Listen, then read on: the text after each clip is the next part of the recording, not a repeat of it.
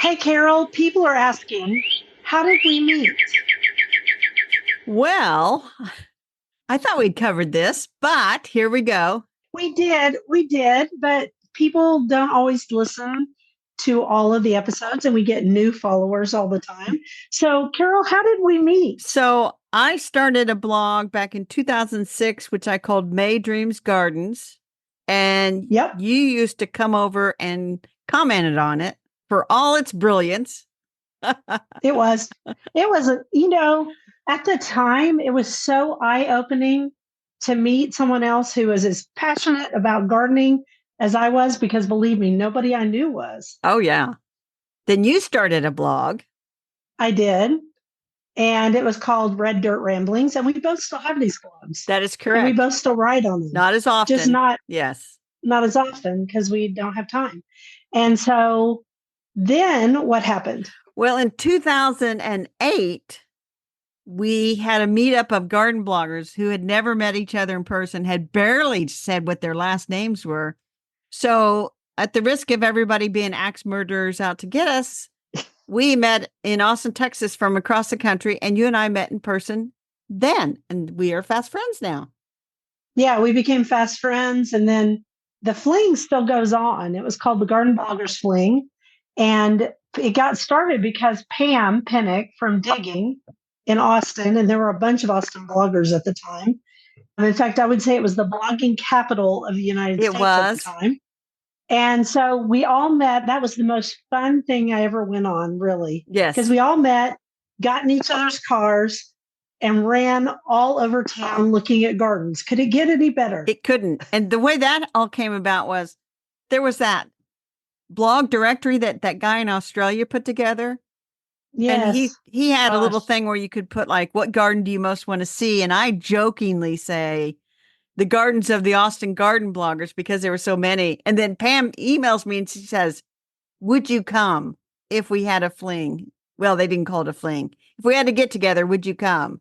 And I'm like, Right. well, as long as you're not all axe murderers. Anyway, That's how we became friends. We became fast friends. Now, let's move on to this week's episode. Take it away. welcome to the Garden Angelist, where we talk about flowers, veggies, and all the best dirt. I'm Carol Michael from Indianapolis, Indiana, where I have a suburban garden measured in square feet. It's about a third of an acre.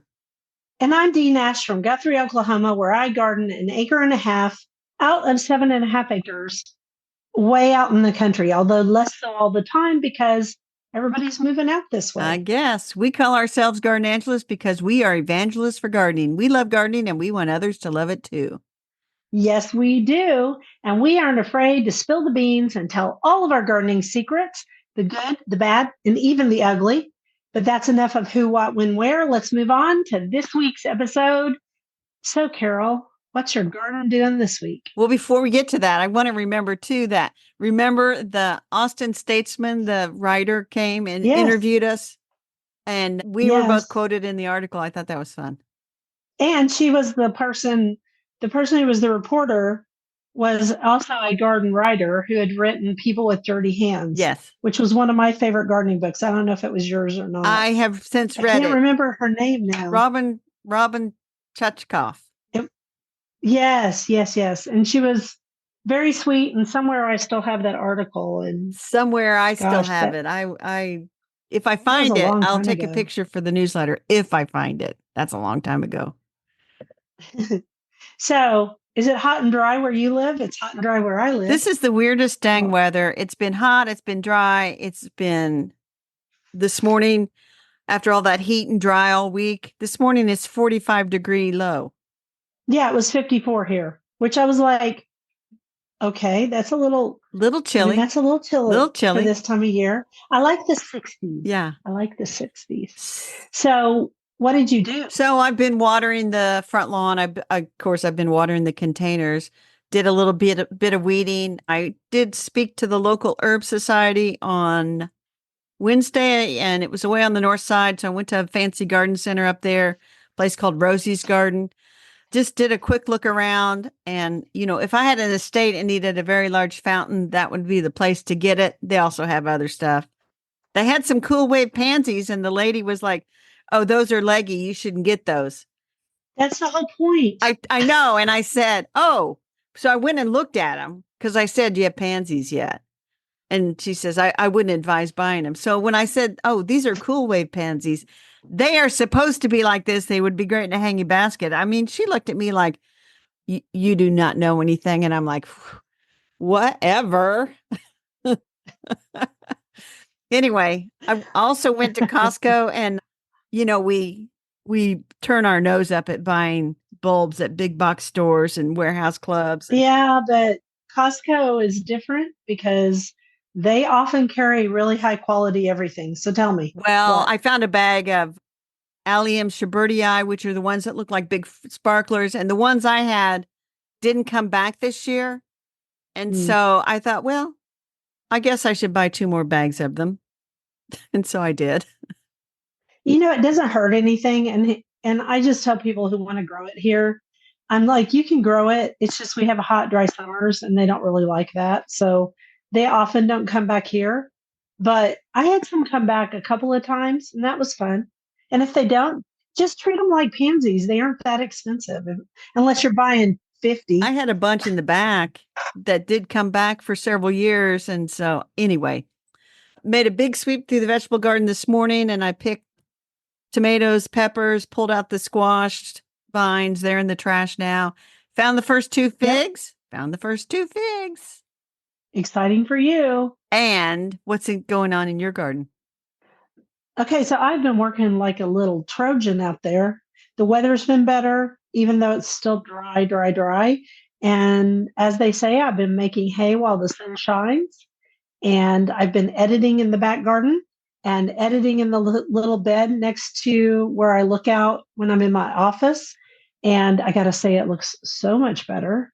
We can cut those dead flowers off of my cannas, dug out 3 Harlow Carr rose bushes, which are the thorniest English rose ever. And I was just like, I am done. I'm done getting stabbed by thorns.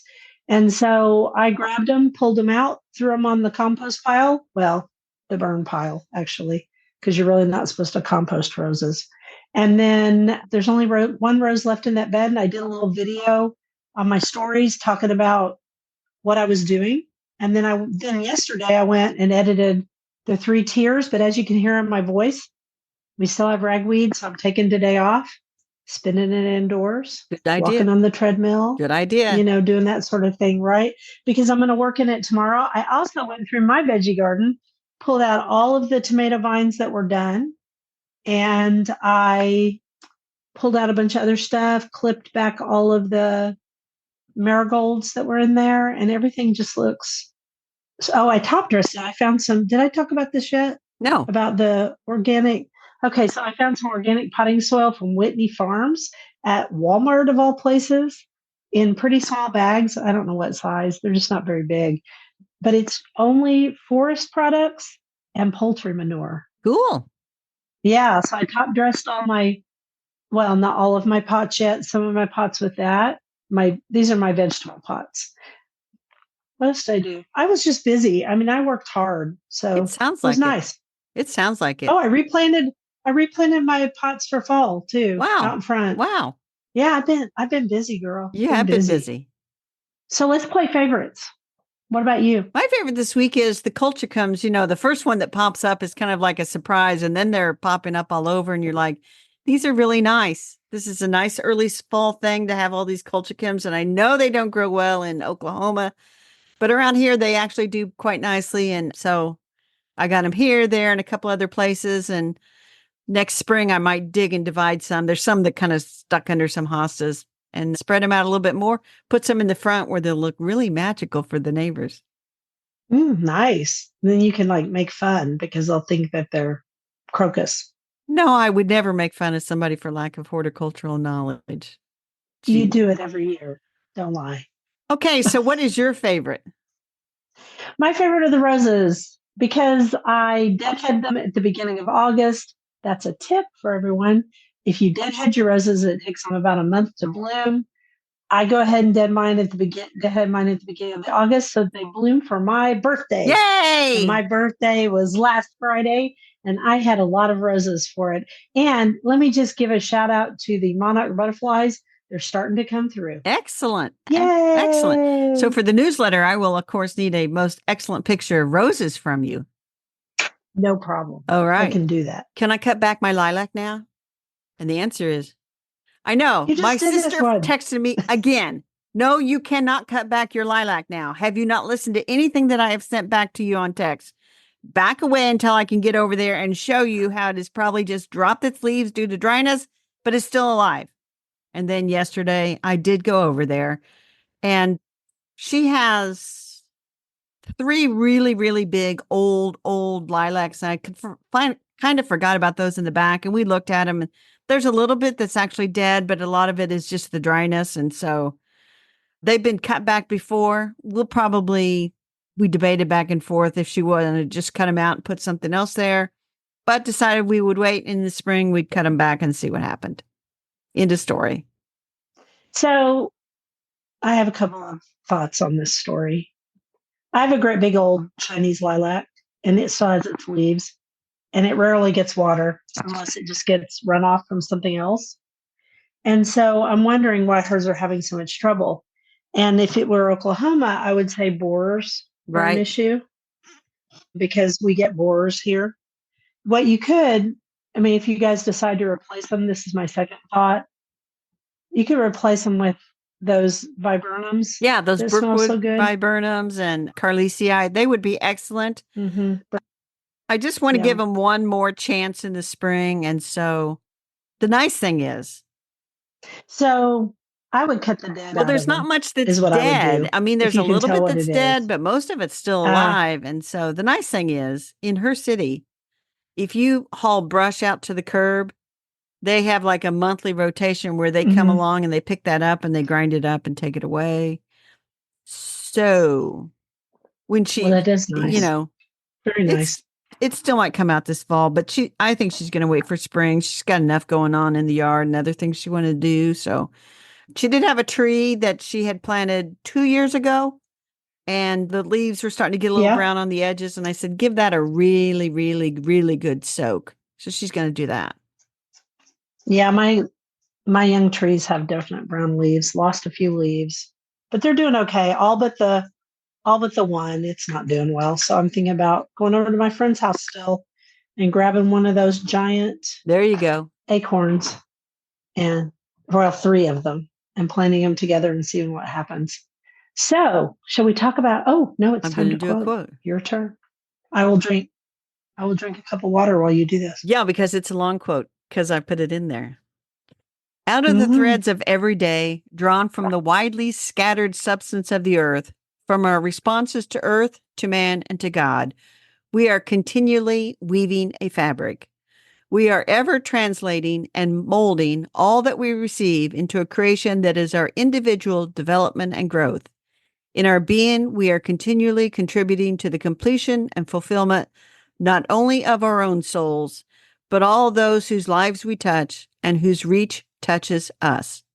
And that is Jean Hersey, one of the lost ladies, one of the first lost ladies. And that is a quote in the beginning of one of the books. And I kind of think I don't remember which book, but I could figure it out. And it's kind of written as like a chapter heading, and she doesn't have it attributed to anybody. So I attribute it to her, but it's very profound. It's extremely profound. I've almost drank my whole glass of water while you did that. One of the medicines I take for mast cell is dissolved in water, and I always mess it up and don't take it on time when we do our podcast recording. There you go. So I brought it with me this time. How about our topic today? Kind of capitalizing on our topic last week when we talked about fall is a great time to plant trees. We thought we'd talk about favorite flowering trees now, because people think about planting them in the spring. So we're just going to go through like a litany of some types of flowering trees, talk a little tiny bit about each one, and we'll start off with the old-fashioned crab apples. Yeah, but I like the ones with the persistent fruit because the birds eat them. It doesn't litter your lawn. One of the ones I have are royal raindrops. and they've just been fabulous in the upper pasture. I don't even really water them now, but I had to water them for the first 2 years. One of the reasons we suggest these for fall is because it is easier on a tree to be planted in September than it is when you see it blooming Correct. in March or Correct. April. And And I have a you have a beautiful one, and beautiful, that is beautiful Guinevere is the crabapple. name. And it was actually developed by Hmm. the father of a friend of ours, Maria Zampini's father over in Ohio. And I didn't know That's that. I didn't cool. know I didn't Maria know when I that. bought the tree. I just bought it because that was one they had. But the fruit is so persistent on Hmm. this, and it's been out there in front for 27 years. Probably until about 10 years ago, I would have said, "Oh no, it doesn't have fruit. I've never seen fruit on the ground." But now some of it'll drop, but it's very persistent and it's very lovely. And there's another Mine is series of too. Yeah. red buds. I'm sorry, not red buds, crab apples called the lollipop series because it's sort of like a Uh tall huh. tree with a like a lollipop. And so I'm interested maybe Right. in getting one of those someday. Ooh, how fun. So our next one is service berries, which I added a service berry to my garden last year, and it's doing really well. And I'm going to let you do that pronunciation Well, because I didn't study it. Amelanchier is the species of the genus name, and there's several of them out there. There's Allegheny service berries and a few others. Most of these are multi-stem trunks. We always had one where Yeah, I worked at the front entrance, and people griped about it because fruit is not as persistent on this. It is not one to plant by a sidewalk, as they found out, because you just track berry fruit inside. But white flowers, sure. purple reddish berries, which Yep. are edible, but I've never eaten them. Birds get to them pretty darn quick. Good fall color, Yeah, you good don't get fall much color on the chance to eat leaves, them. most often multi trunk trees. And I think I got my sister to plant one. I've got three in the back. They're really actually pretty nice. And They're beautiful trees. Mine is do, next to my green do shed, you know why they my call green them she service shed. berries? I do, but I'm going to So let they you call tell them people. service berries because back in the pioneer days, it was not possible to dig graves in the middle of winter. And so often funerals were held over and they would have them in the spring. And it was about the time that the service berries bloomed. And that's why they called them service berries because they would often have funeral services. This Yes. would be up in the north because, yeah, I think even back then when it was still pretty cold, we buried people in winter, but we don't have that free. I was always amazed at that because you guys talk about the Yeah. soil freezing, and ours doesn't. I mean, occasionally, but most of the time doesn't freeze. Now, this is one of my favorite trees, Dogwoods. dogwoods. I have a dogwood. I have a priceless, in my opinion, dogwood out front, and mine's Cherokee Chief. You have Cherokee Princess. They're both selections of Cornus florida, Yes. which is a native tree, and they are pink. Mine's more red. These were both bred Mine's by some white. guys in White. Tennessee, hybridized by. Right. Oh, White. yours is white. I'm sorry. Yours is white, but don't they turn to a pink as they Yeah, a little age? bit, but they don't bloom pink. They're Does very white. So mine blooms pink and turns to red. Yours blooms white. The point is, they are very good selections of trees. They are not the easiest thing to grow. They like slightly acidic soil. I guess my soil in that front bed is slightly acidic. They grow under a tree, and mine's very, very happy, and it's huge now. I bet Yes, it's and so 30 it is feet important tall. to point out that dogwoods are an understory tree. They like a little bit of soil moisture. They don't like to really get all dried out. My Cherokee Princess out there pretty dried out right now. But another understory tree that's really Yeah, nice is the redbud. the state Not the tree state of tree of Indiana, Oklahoma. but you will find it everywhere. And back in the day, you would just buy a redbud, but now there are so many varieties out there, and they're really working on foliage color of all things. So you get the beautiful blooms, but then they have foliage that maybe has a yellowish tinge to it. Or I have one called Ruby Falls, which is a weeping redbud. It's got reddish leaves all year. It's pretty interesting. Yeah, it's pretty. I have flamethrower. I used to have the rising sun, but it died in the fire. No, actually, it died in the ice storm because it split in half. I want to quickly do its botanical name for at least for the Yes. Oklahoma variety. Are you ready? Because there is a variety called Oklahoma, but this makes me giggle. Cercis canadensis variety texensis, Oklahoma. And the funny part about that is Texas put its name on there, but the truth is that means it was found in Texas first, and then eventually they named a variety Oklahoma. But almost all red buds They are are Cercis Cercis canadensis, which canadensis. is interesting because there's a lot, and we'll talk about another tree that I have failed to grow. But canadensis just means that when they first found it, it was in Canada. And so they, that's where they were botanizing in the beginning, was up into Canada. Right. And then somebody found one, and I'm sure the Texans are going to write in and tell us because we have quite the listeners in Texas, and they're going to write in and tell me exactly where they found Texensis.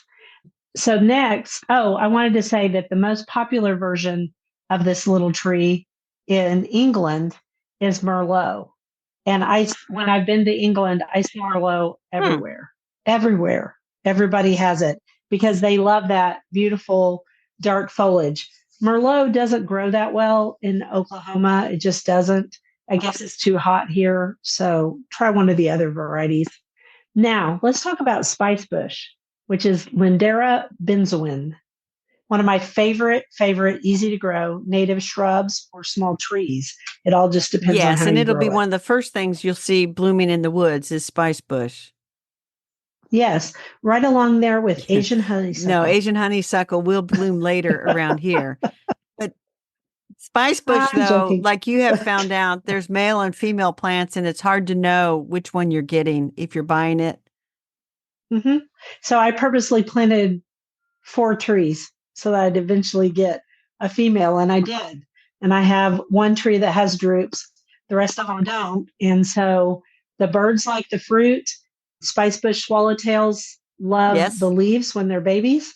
And then also, it has beautiful blooms in spring that feed pollinators. And they also feed ladybugs. I always find ladybugs all over that tree, and it's not for aphids because aphids aren't out yet. They just So like I it. don't know why. And then you're also, I have a yes, you're beautiful also picture growing of Southern that. Blackhaw. I am not growing this one. It's a native tree. So here's my thoughts on Southern Blackhaw. Wherever you put it, make sure it has plenty of room. This is not a small tree for a small garden. There is a smaller version of it that I grow that I can't remember the name of right off the top of my head right now, but the original native tree is huge. I have it at the end of the garden. It is also a colonizer, so it's going to send up shoots. So in the spring, I go around and I dig these up and cut them off the mother plant and I give them away to people because it is a tree that it does really well. It's kind of an understory tree. It likes to grow underneath the oak trees here, and it's really gotten crowded out by eastern red cedars. So I give it back to people all the time. And the person who told me about it quickly is Gail Eichelberger in Tennessee, and she is one of our blogger friends. She has clay and limestone. That's her blog. And she also has that kind of soil. And so she's a great person to follow if you like Yes. native plants. And then the next one is a Japanese ornamental cherry tree. And I don't have one, but I will tell you that Prunus kanzan, Kanzan, I don't know how you would, Kwanzaa. I think it's Kwanzaa. Yeah, I think it's Kwanzaa. Anyway, I think that's a typo. No, I think that's correct. Sorry. Because when I was studying trees in college a long, long time ago, no, it is Kanzan. That variety is one that we studied. So that has been around forever. Yes, it was introduced by, well, at least at the J.C. Ralston Arboretum. It was introduced by a guy named J.C. Ralston, who was from Oklahoma, but he ran the Arboretum back when it was called something else. All right. And then the North Carolina State University Extension, they all decided to name the Arboretum after him. And we've visited it, or at least I have. I did go on Did you that go trip. on that I have trip? been to the J.C. Ralston Arboretum. And if you live near an arboretum, that is a great place to go and see various trees and. Oh, yeah. Trees and shrubs and plants. That place is beautiful. Everyone should go visit it. And we should all be thankful to Dr. Ralston, because if it were not for him, he's the one who really opened up the market for lots of new plants in the United States. And he Right, did it through right. that arboretum. And then, So, yeah, viburnums, we viburnums. mentioned one as a replacement for my sister's lilac, the Birkwood viburnum. They're very scented. A lot of them that are scented are from China and Japan. Birkwoodii. There are a lot of native ones that don't tend to have as much scent. The arrowhead The viburnum. I've got arrowheads 2 are one of arrowheads. the, yeah, I don't think they have, I don't, I have four, but I don't think they have, if they No, have they any don't. scent, I didn't notice it. It's like the Birkwood viburnum and Viburnum carlisii are the two, but they're more like big shrubs. Hmm. They are. Well, that one I have, Blue Muffin, which was introduced by Uh-huh. Proven Winners a few years ago, it could definitely be called a tree. Huh. That thing is huge. And one thing to remember about viburnums, it's just like ilex, you have to have a male and a female to get your at least. Well, it's not male and female. It's just 2 different varieties. So I have all that glitters and all that glows, and Uh-huh. only one of them produces fruit. Don't ask Huh. me. I don't know. And the same thing with my blue muffin. She produces fruit, or it produces fruit. And then the Chicago Luster next to her so far does not. It is younger, so that could change. But I got to say, all that glows and all that glitters, they've been there for ever since Proven Winners sent them out. So I don't know why the one doesn't produce fruit. Why are you Uh, making notes? I'm just making a note to look that up just to clarify for myself. I think you're probably right, because you usually are. Not always. Anyway, let's move on to magnolias in the spring are often very pretty. And there's 2 basic types that people plant for spring bloom around here. Star magnolia, which usually blooms first and uh, falls to me into the large shrub, small tree category. Yep. And then saucer magnolias, which are mostly small trees. Yes. Unless, yeah, I don't think you can even grow those as shrubs. It would be hard. You would have to prune the heck out They're of them they're all the often time. multi-trunk trees, but Mine they're is. often single. I I have have Jane. butterfly. I wish I had butterfly. I have Butterfly is these beautiful. three. I bet it is. Well, I've seen it. It is beautiful. It's gorgeous. Jane is quite pretty. You can find it at Lowe's, sometimes Walmart. I bought mine from Walmart 25 years ago, and it is a tough tree. It was developed at the U.S. Arboretum along with the other Little Girls series. Anne's another one that I often suggest. Anne does grow a little smaller than Jane. Jane gets quite big, but I have trimmed her up. I've limbed her up so that she is very much a multi-branched, beautiful thing. And I was so glad she didn't burn up. I also have 3 yellow ones that I bought from Song Sparrow Nursery a long Yeah, time ago. They have never bloomed. So we'll see if they bloom this year. There's no tree cover to cover them up anymore. So maybe. maybe. Because my butterfly, in case we didn't say that, does have yellow blooms, very yellow blooms. And butterfly's yellow. And so isn't it Elizabeth as another? I don't know. I know I think so. Jane is dark pink. Yes. And Anne is dark pink with almost white reverse. And then the flowering tree that I have planted 2 of and killed both times. Hmm? Carolina Which one? silver bell. I can't grow that either. Halesia carolina. And I've killed it twice. I think it's just a tiny bit too far north for Mm-hmm. it to like it. I mean, I did get it to grow for a couple years. I actually saw some silver bell flowers, but then no. Yeah. I mean, that's sad. Sorry. That's okay. I thought of something else that we didn't think to put down in our notes, and that's Carolina buckthorn. It does bloom, but you don't really grow up for the blooms. You grow up for the fruit. And also because it's a native plant and it's just a good plant for your garden. So this is the time of year where you start thinking about, not only is fall for planting, but fall is also for deciding what has berries, what can give you 3 seasons of interest, what can help your pollinators and your birds. So a lot of these plants that we've discussed today do that. That is true. So that's probably enough flowering trees to get anybody into dangerous trouble, don't you think? Oh gosh, I hope we've influenced lots and lots of buying today. That's true. All right. Quote us into the vegetable garden, Dee. By all these lovely tokens, September days are here, with summer's best of weather and autumn's best of cheer. Helen Hunt Jackson. Vegetables. So we're going to talk about planning for next year's vegetable garden because we seem to run out of topics about this time of year. So I came Mhm. up with a few things. Good job. Not to sound like search engine optimized article, but the first thing is make notes of what's growing where now so Mhm. that when you go to plant next year, you plant in different locations. So you got to make notes to rotate your crops. And I talked to my sister about this because she has these raised beds. And I says, okay, where you have this, you're going to plant this next year. Move those tomatoes way up here and put the beans over there. And so anyway. And the easiest way to do that is to do it in kind of a four square method. If you have four pots, you just move everybody down a square like it's a square dance. But you can do the same thing with six pots too. Now, I planted a bunch of tomatoes in those pots this year. So this Right. next year, if I grow some tomatoes, which I will, I'm going to plant those in my potager. And then I'm going to move something else to my pots. And I'm Yeah. going to move my peppers around because I grew peppers in certain pots. And the easiest way to keep track is just take some pictures of what's in your pots now, pull those pictures into your notes program or some other program, and then you'll have it. And then when you plant next year, you can change it out. It's Or easy. you could just write down little notes. Like I have basically six beds, what was in each bed. And then where I keep my seeds, I'll tuck that Mm-hmm. note in there.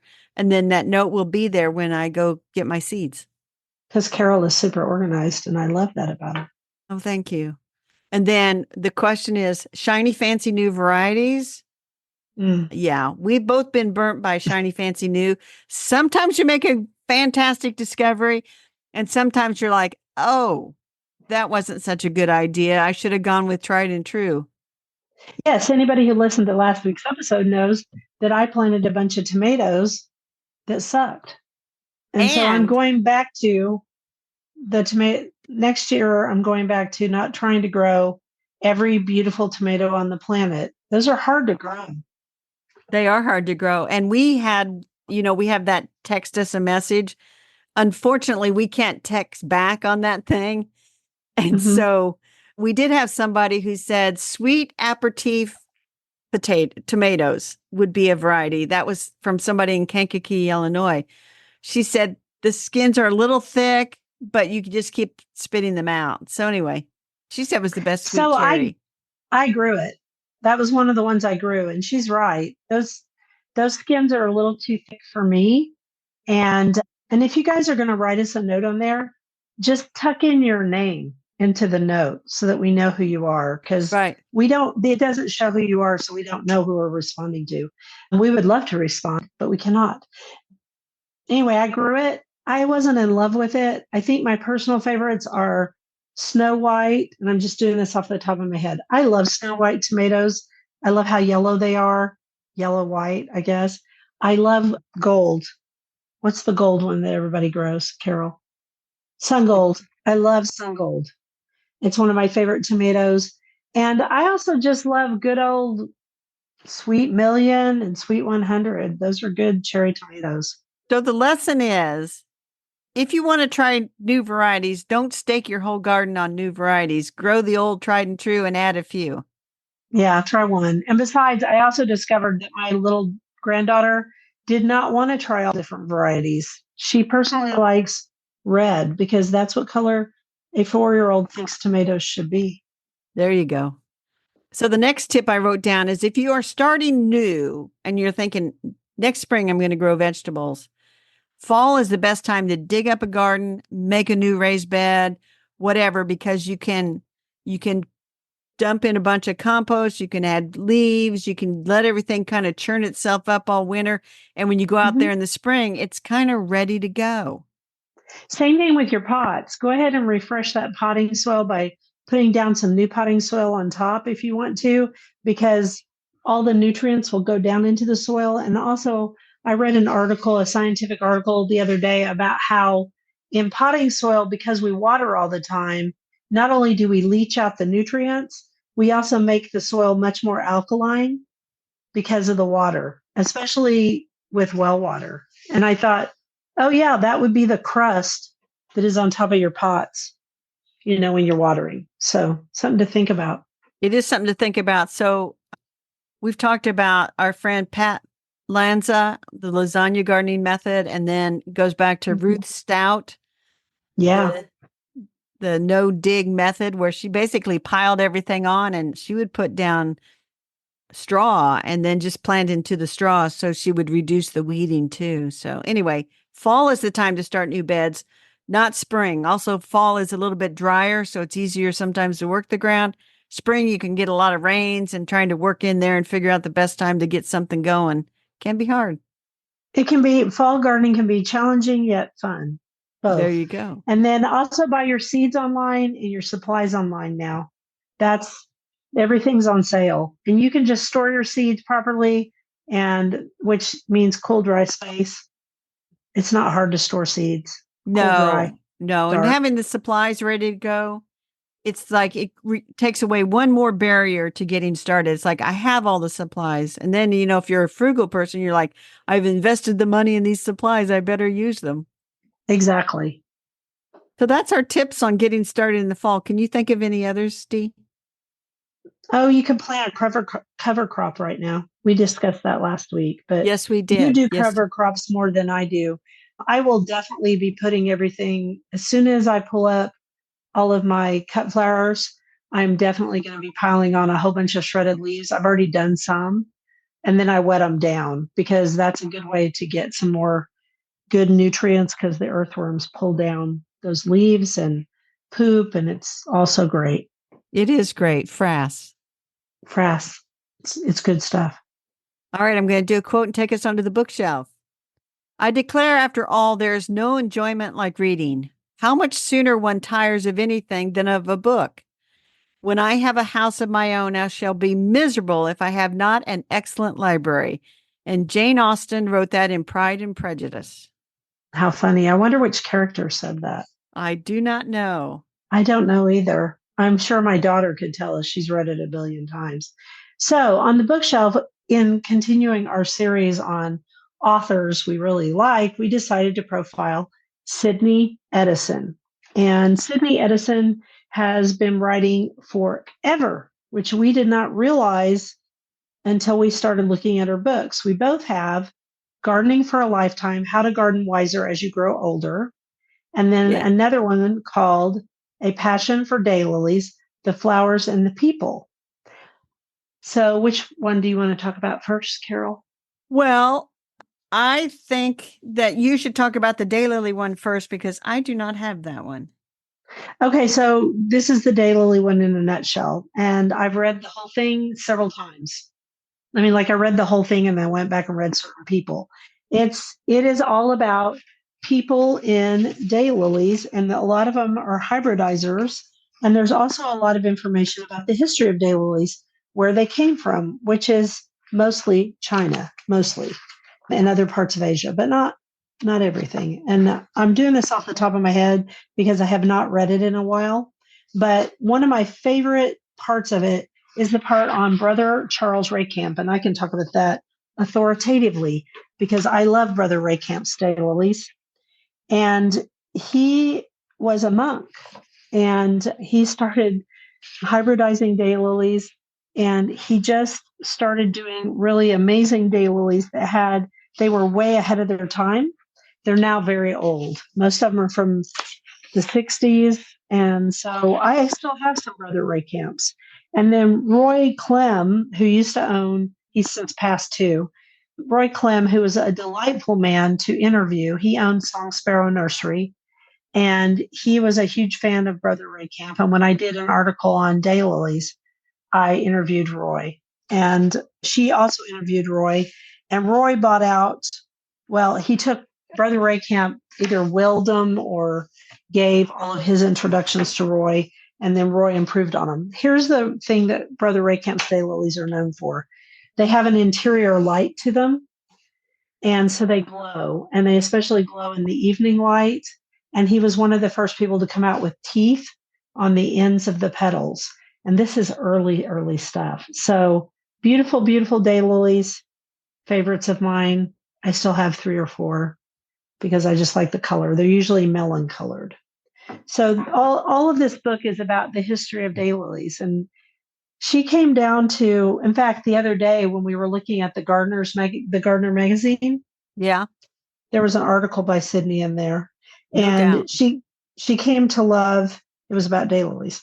She came to love the simpler forms, and I understand why, because they look better in the garden. So They I just do. I have another book by Sydney. This one was from Sorry, you shouldn't have 1990. asked me. You shouldn't have asked me. I'm going to read you. This book from 1990 is called A Patchwork Garden: Unexpected Pleasures from a Country Garden. And she Mm-hmm. wrote this in 1990. So Sydney is still alive today. She was born in 1932. So she Yep. would be 92. And I think does she still have her garden at all? Well, that's what Gardening for a Lifetime is about. She wrote this one in 2010, and that's when I went and heard her speak at the art museum. And Mm-hmm. she talked, I think I heard her remember more about her talk than the book, but just about simplifying, like, she used to have great big pots that they would have to take down into the basement. And so you kind of give those up and transitioning away from flowers that need a lot of tender, loving care to shrubs that can just exist out there.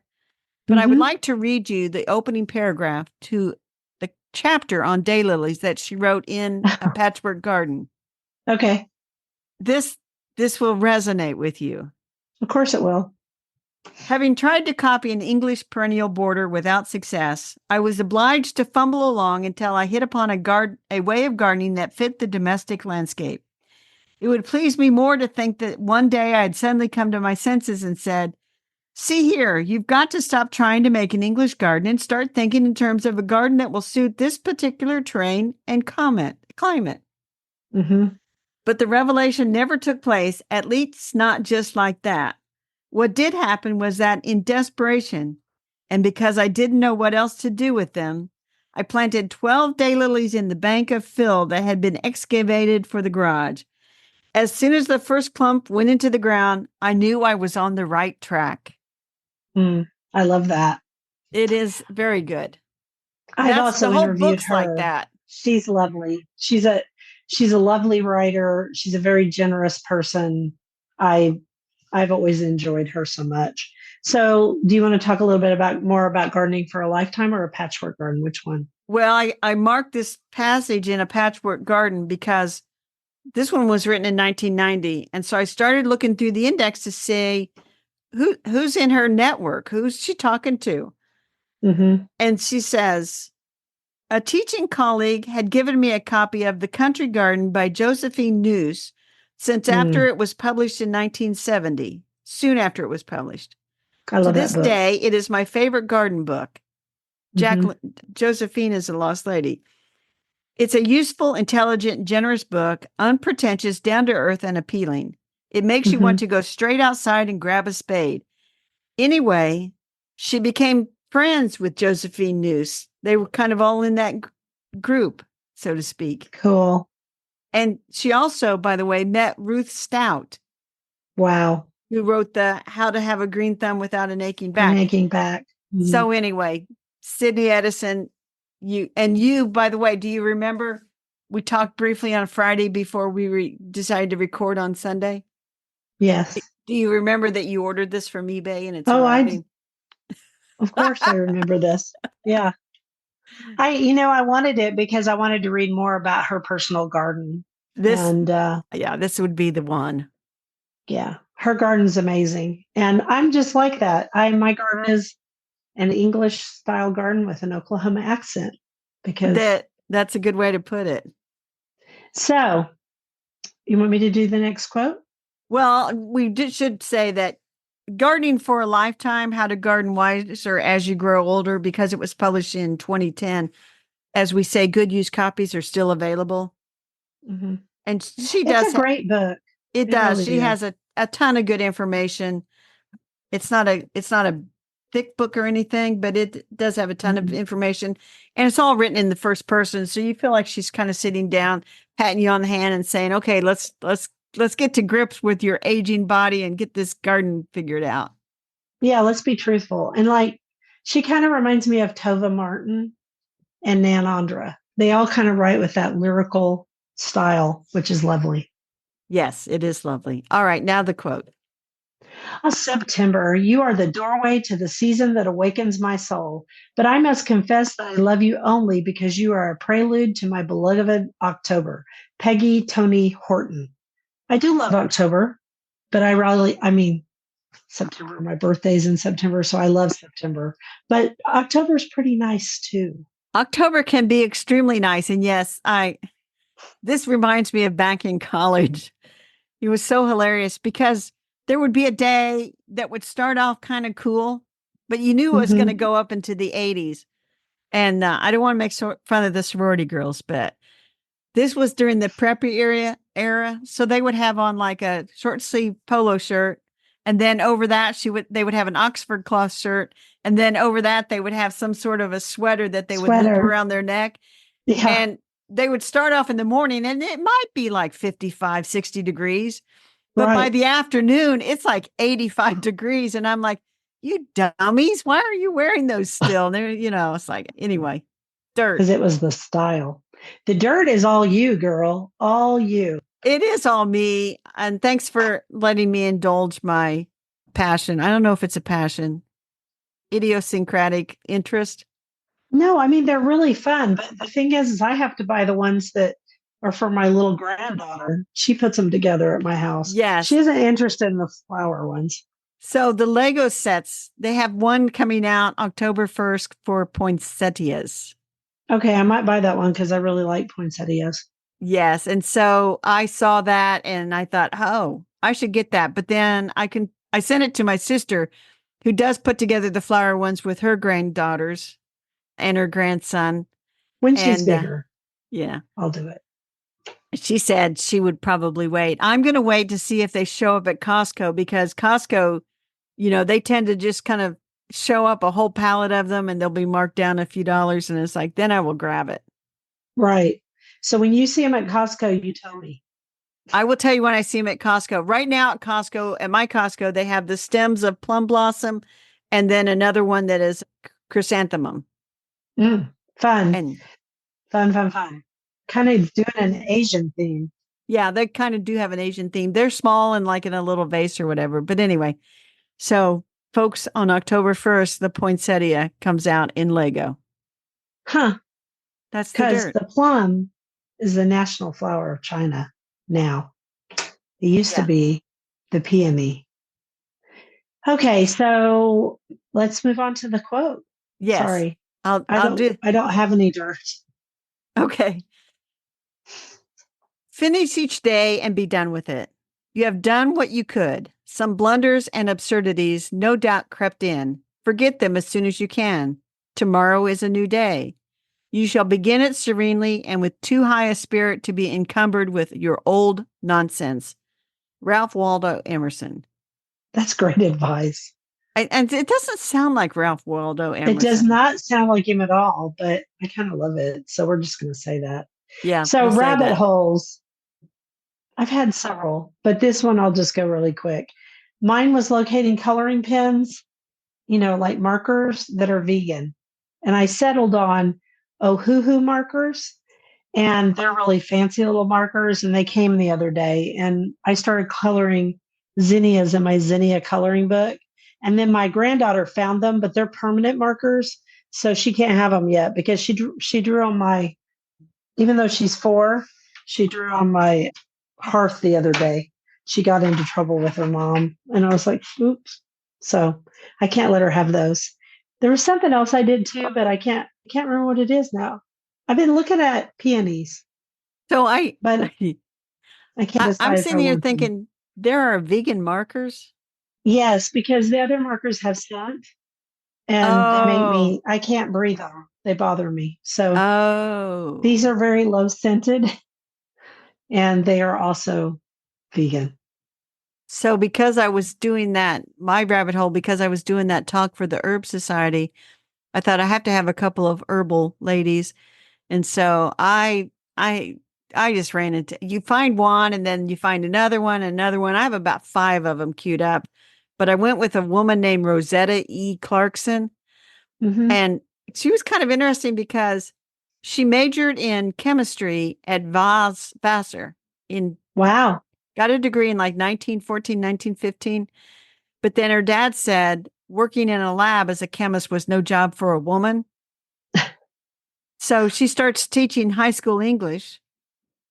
And then she decides to take a sabbatical and go over to England to research this really obscure playwright. Hmm. And once there, she discovers all these old herbals and the scent of herbs and everything. And life was never the same for her. She came back, and that was her whole focus, was these herbs and herbalists and all these old herbals. And I ended up buying one of her books called The Golden Age of Herbs and Herbalists, which she Cool. originally, this is a republished version from the 70s. I'm holding it up. She originally Hmm. published it as The Green Enchantment, but somebody republished them all. And this, you start looking at this thing and you're like, wow, there's just a lot going on with the herbalists of the 1500s and 1600s. And it's like, okay, set that aside for winter. There's too much going on right now to get into that. Right. Right. Too much going on to get into that. But anyway, it was quite fascinating. And then I went down another tiny rabbit hole and I learned about thought worms and thought wormholes. You. I Anyway, don't know if I like these or not. What are those? it I can't even hardly explain it. I guess if people are interested, they'll just have to look it up. It's Okay. how your brain thinks. Okay.